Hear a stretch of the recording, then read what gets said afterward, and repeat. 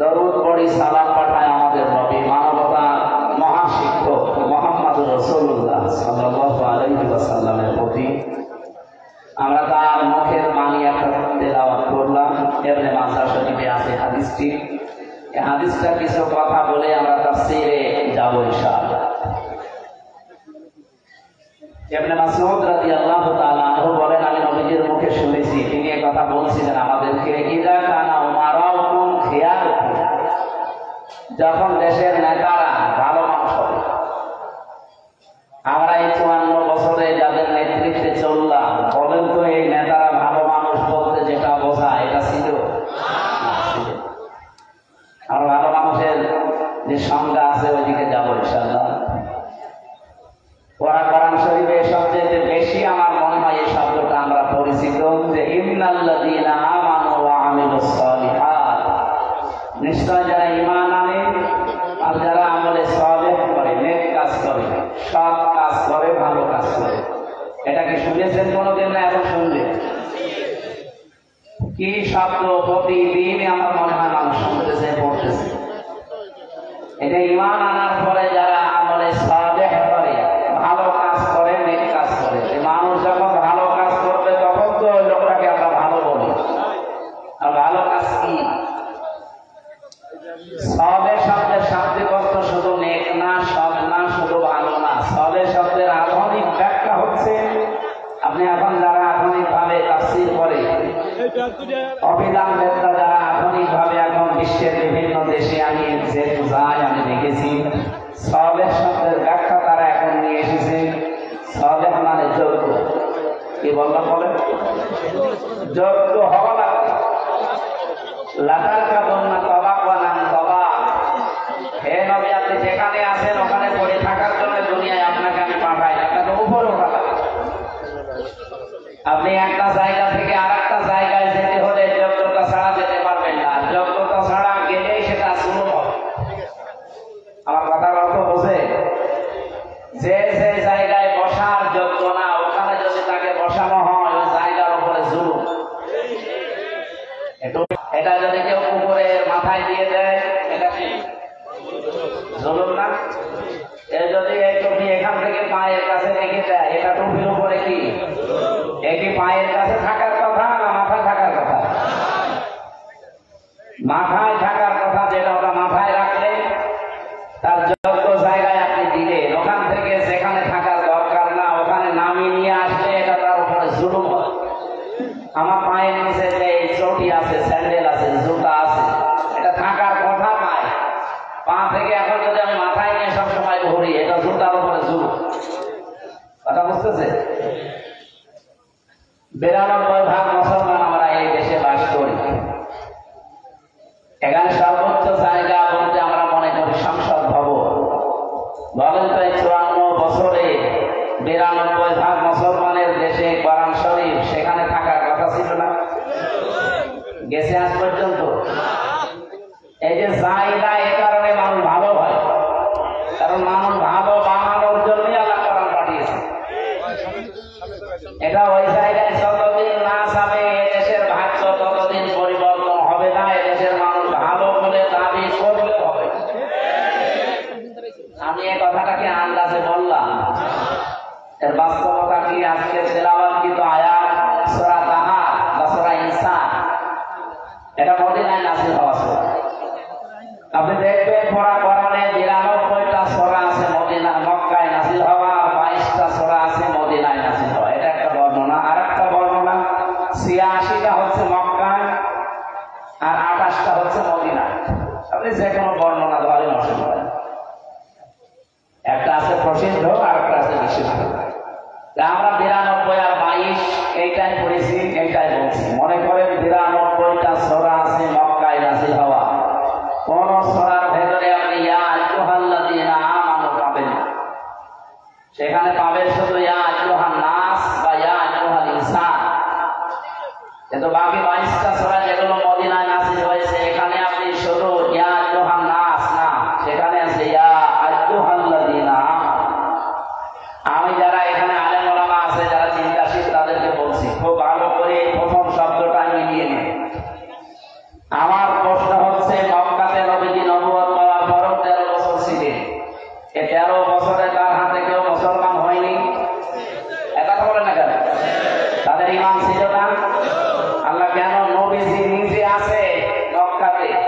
আবু বকর সিদ্দিক, হযরত ওমর ফারুক রাদিয়াল্লাহু তাআলা আনহু আজমাইন, এরকম বড় বড় জান্নাতের গ্যারান্টি প্রাপ্ত সাহাবী বসে আছে।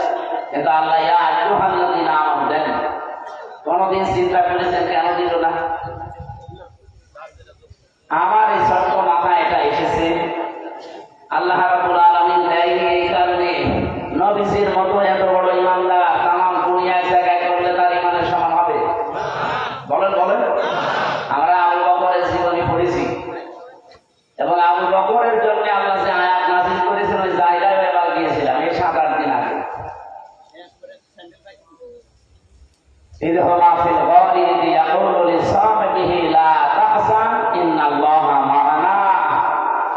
স্মরণ করো ওই সময়ের কথা যখন ওই যে গুহার ভেতরে গাড়ি সুর, সেটা মুহাম্মদ রাসূলুল্লাহ তার সাথী হযরত আবু বকরকে ডাক দিয়ে বলেছিলেন লা তাহজান ইন্নাল্লাহা মা'ানা, কোনো চিন্তা নেই। তাহজান শব্দের ভেতরে দুইটা বিষয় আছে, চিন্তা এবং ভয়, দুইটাই আছে। যদিও খাউফ মানে ভয়, কোনো ভয় নেই, কোনো চিন্তা নেই। শুধু এতটুকু বলে তিনি আয়াত শেষ করে দেননি, যার বক্তব্য শেষ হয়নি। উনি বললেন লা তাহজান ইন্নাল্লাহা মা'ানা, অবশ্যই আল্লাহ আমাদের সাথে আছে। হ্যাঁ, আবু বকর তুমি দেখতে পাচ্ছ এখান থেকে যে ওদের 10-12 জনের পা দেখা যায়, এমনকি ওদের গলার আওয়াজ পর্যন্ত শোনা যাচ্ছে। আমরা একটু নড়াচড়া করলে, কাশি দিলে, বসে পড়লে ওরা দেখে ফেলবে। কিন্তু আমরা তো আর বুঝলাম না, আমাদের সাথে আরেকজন আছে। কে বলেন তো? আপনি এই যে একবারে আল্লাহ বললেন, এই কথাটা বলতে এখন যত সহজ মনে হচ্ছে, ওই রকম জায়গায় গেলে মুখ দিয়ে আল্লাহ বের হবে, অত সহজ জীবন বের হবে। মানুষটার নামে কোরআনের আয়াত নাযিল হয়েছে।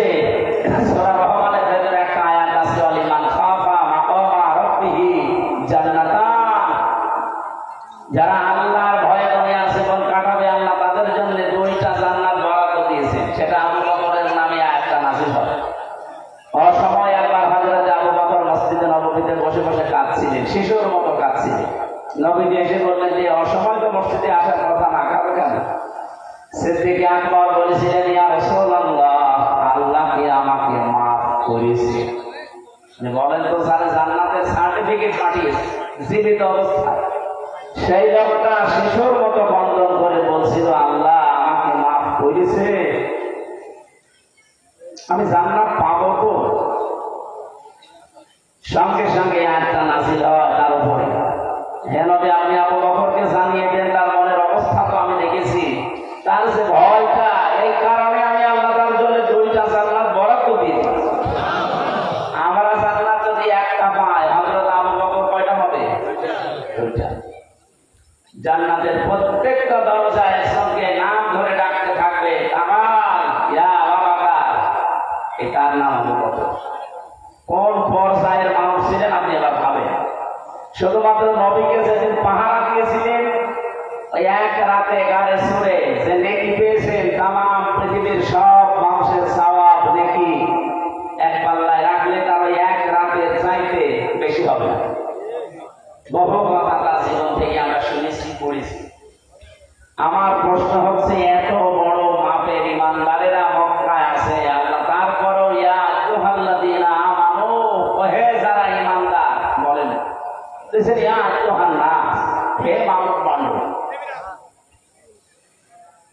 মুফাসসিরুন ইকরাম যারা আধুনিকভাবে কোরআন ব্যাখ্যা করেন, তারা লিখছে এটা যে মক্কায় যদিও নবীজি ছিলেন, বড় বড় সাহাবা ইকরাম ছিল, কিন্তু রাষ্ট্রীয় ক্ষমতায় মানুষের ভাগ্য যারা পরিবর্তন করতে পারে, এই জায়গাগুলোতে একটাও ইসলামপন্থী লোক ছিল না, ছিল সব আবু জেহেল, আবু লাহাব, আবু সুফিয়ান, এই মানুষগুলো দায়িত্ব ছিল। আবু জেহেল মার্কা লোক যতদিন পর্যন্ত রাষ্ট্রের ক্ষমতায় থাকে, একেবারে পূর্ণাঙ্গ ঈমান আনার জন্য, ঈমানের উপরে চলার জন্য যে পরিবেশ দরকার সেইটা তারা রাখে না। আমার কথা ভাবতো আপনি বুঝে ফেলেছেন। আবু জেহেল ক্ষমতার মসনদে থাকার বিশ্বনবীর দিকে আছে, আবু বকর আছে, ওমর আছে, এরপরও আল্লাহ ইয়া আইয়ুহাল্লাযীনা বলেননি। অথচ এই নবী হিজরত করে মদিনায় চলে গেলে মাত্র 10 বছরে কোরআন দিয়ে রাষ্ট্র চালিয়েছিলেন। তিনি ছিলেন প্রধানমন্ত্রী। এটা কি বানালাম? নবী যে 10 বছর কোরআন দিয়ে রাষ্ট্র চালিয়েছিলেন, রাষ্ট্রপ্রধান ছিলেন, এটা আমার বানানো কথা। এবার আপনি দেখেন যে 22টা সূরা নাযিল হয়েছে মদিনায়। প্রত্যেকটি সূরায় আপনি দেখবেন ইয়া আইয়ুহাল্লাযীনা আমানু বলে আল্লাহ ডাক দিয়েছে। কি বুঝলেন এখান থেকে? কোরআন কারীম 54 বছর আমরা আমাদের দেশে এমন অবস্থায় পড়ছি, পড়াচ্ছি, এমন জায়গায় রেখেছি যেখানে মানুষের ভাগ্য পরিবর্তন হওয়া দরকার, সেখানে আজও নিয়ে যেতে পারি নাই। এখানে যে মানুষগুলো দায়িত্ব পায় কোরআন না থাকার কারণে, ওই মানুষগুলো যেহেতু যোগ্য না। ইন্নাল্লাযী লাইসা ফি জাওফিহি শাইউন মিনাল কুরআনি কাল বাইতিল খারিব। ওইটা তো মানুষের অন্তরে বলা যায় না, যেখানে কোরআনের আলো নেই, জ্ঞান নেই, নূর নেই। ওটা মানুষের অন্তরই না, ওটা উজাড় গৃহ, শয়তানের ঘর। 54 বছরে আমার মনে হয় এই দেশে যারা রাষ্ট্রপতি, প্রধানমন্ত্রী, মন্ত্রী, আপনি তাকিয়ে দেখেন অধিকাংশ গুলো কোরআন ছাড়া। এখানে যোগ্য হওয়া লাগবে কোরআনের মাপকাঠিতে। 54 বছর পরে আল্লাহ যে একটা সুযোগ আমাদেরকে দিয়েছে, এটা 300 এমপি এবার কিন্তু ইসলামের একটা একটা করে বাক্স প্রত্যেকটি আসনে যাবে। 300 আসন আছে না সারা দেশে? একটা একটা করে বাক্স যাবে, সব ইসলামের একটা বাক্স। এবার আপনি নির্বাচনে দেখবেন হয় ইসলামের পক্ষে অথবা ইসলামের বিপক্ষে।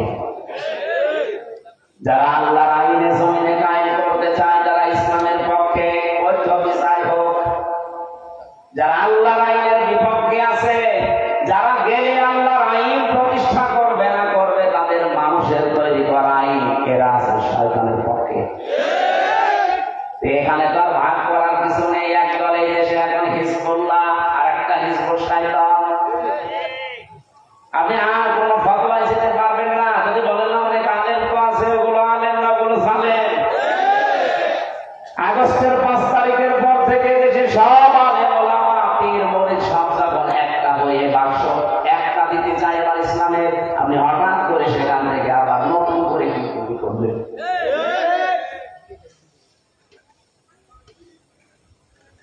কোরআনে কারীম জানিয়েছে ওয়াকাইফা আখাফু মা আশরাকতুম ওয়া লা তাখাফুনা আন্নাকুম আশরাকতুম বিল্লাহ মা লাম ইউনাজ্জিল বিহি আলাইকুম সুলতানা।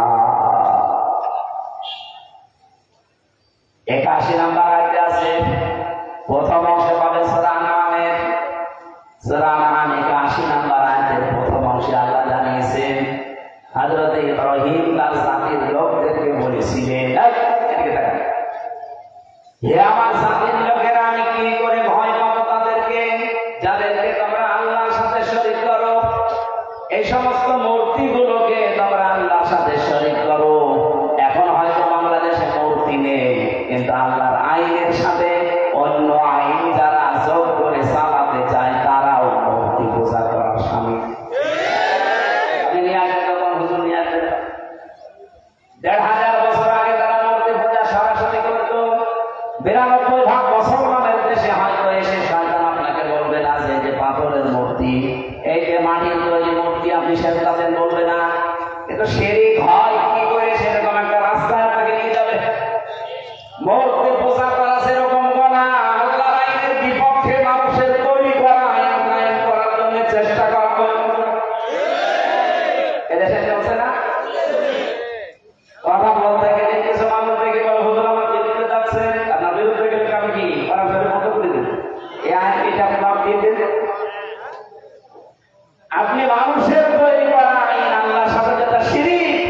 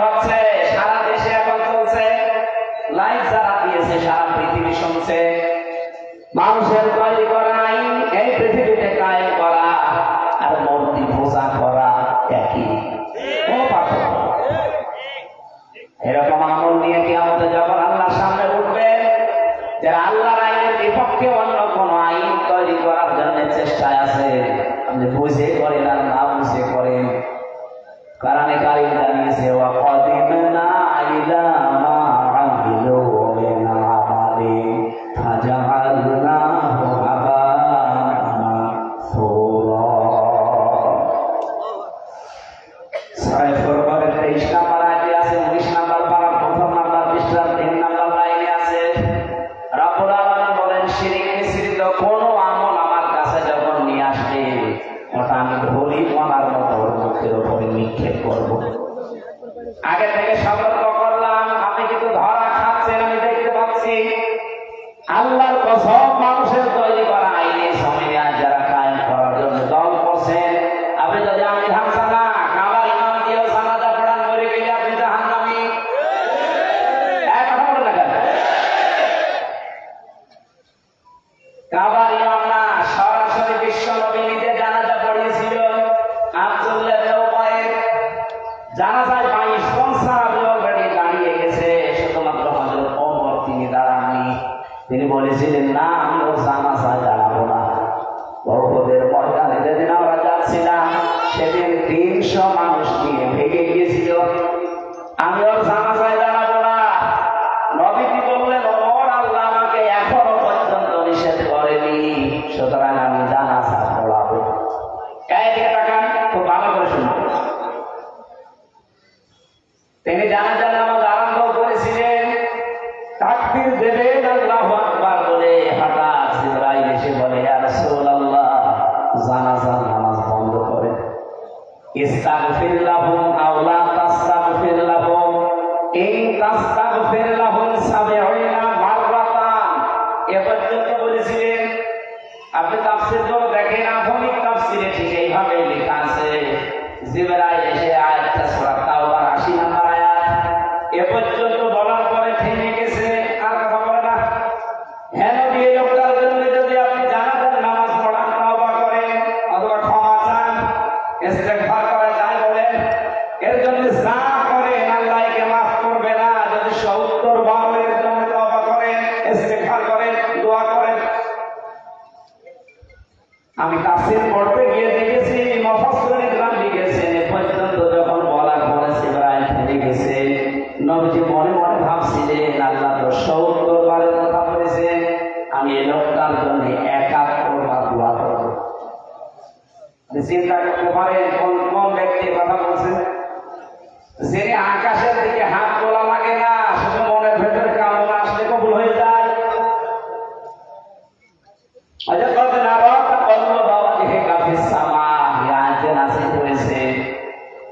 অনেক কিন্তু দোয়াও করেননি, মনের ভেতরে শুধু আকাঙ্ক্ষা, শুধু কামনা ছিল, আল্লাহ কাবা শরীফের দিকে যদি নামাজ পড়তে পারতাম।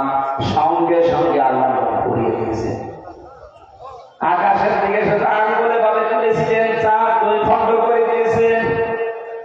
পা শুধু জমিন থেকে উপরে তুলেছেন, একেবারে আরশে পৌঁছিয়ে গেছে। তিনি এই জমিনে যা বলতে ওটা সারে বলা হয় তাকে, হা বললে হালাল, না বললে হারাম। এরকম পাওয়ারফুল মানুষ তিনি জানাজায় দোয়া করছেন, বলছেন আমি ৭০ বার যদি কবুল না হয়, এই লোকটার জন্য আমি ৭১ বার দোয়া করব। সঙ্গে সঙ্গে পরের শব্দটা কোনাসি রয়েছে,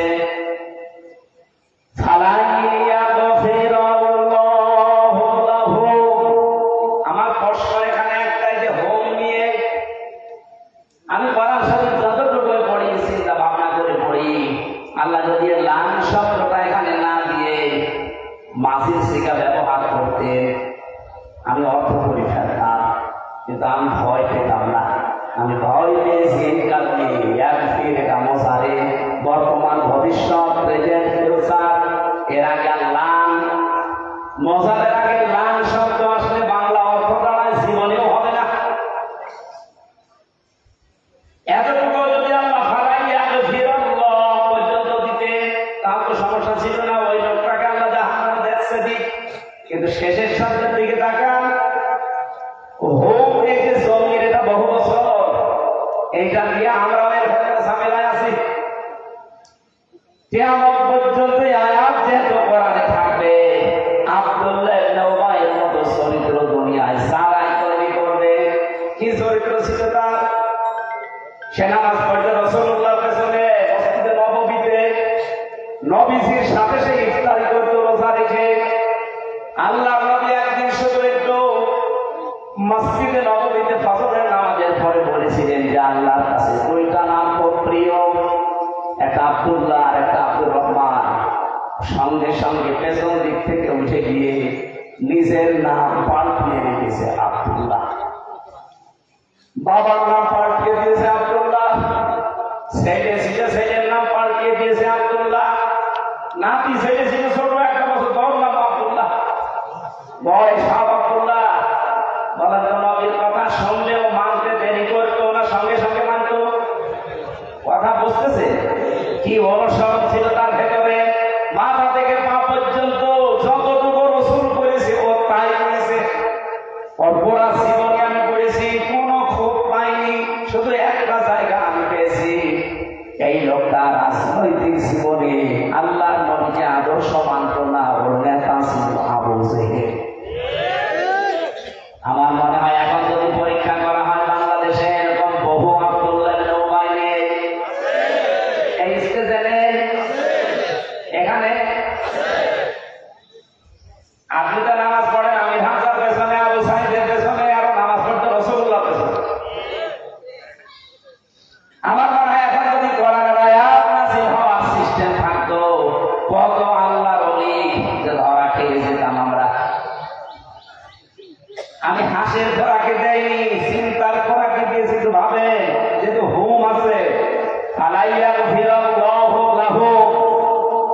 আল্লাহ তাদেরকে জীবনেও ক্ষমা করছে না, করবে না। এলাকার একটা দর্শন খারাপ থাকার কারণে যদি নবীজি জানাজা পড়ালে কাজ না হয়, আপনি তো থাকার কে? অনেকে মনে করতে পারেন আমাকে ভয় দেখাচ্ছে, আল্লাহর কসম না আপনি ধরা খাবেন, কিন্তু তখন আর ফিরে আসার মতো রাস্তা থাকবে না। এক্ষুনি ফিরে আসেন। মানুষের তৈরি করা আইন কায়েম করা শিরক। কোরআন শরীফ আপনি সামারাইজ করে দেখবে, আসল কথা এটা যে লিল্লাহি মুলকুস সামাওয়াতি ওয়াল আরদ, আসমান জমিনের রাজত্বের মালিক কে? আপনি কাকে নিয়ে আসতে চান এখানে?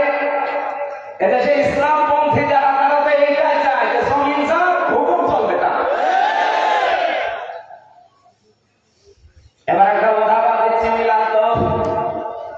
আপনি এখন বাড়িতে যে দুপুর বেলা যদি দেখেন যে আপনার স্ত্রীর কাছে পাশের বাড়ির একজন শুয়ে আছে, ও কিন্তু কিছু করেনি, শুধু শুয়ে আছে, আপনার খুব ভালো লাগবে না? অবশ্যই হ্যাঁ।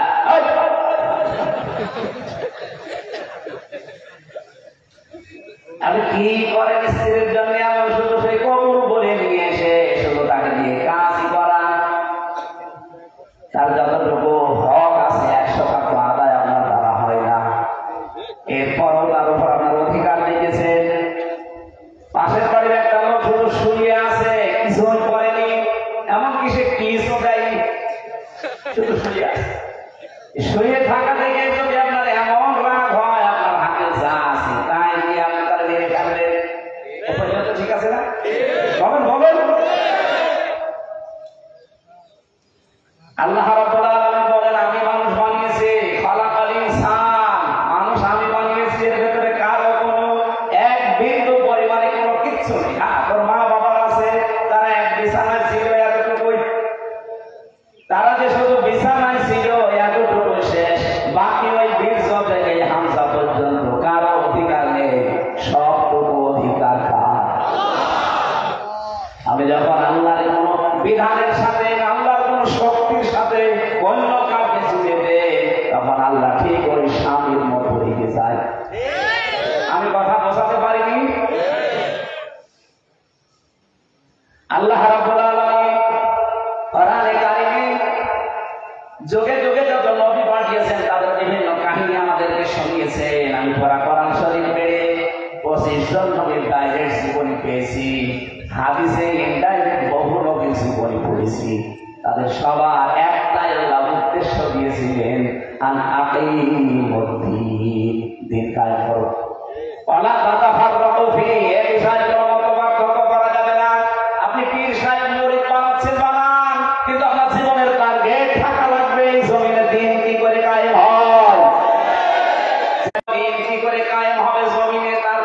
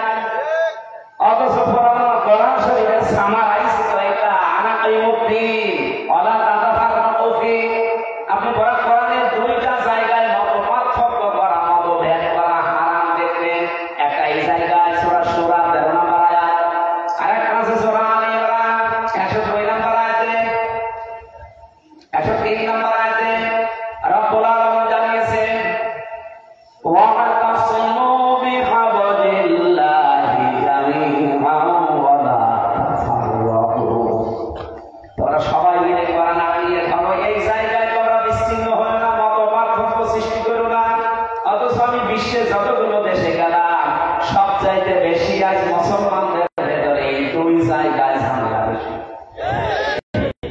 এরা কোরআনের কাছে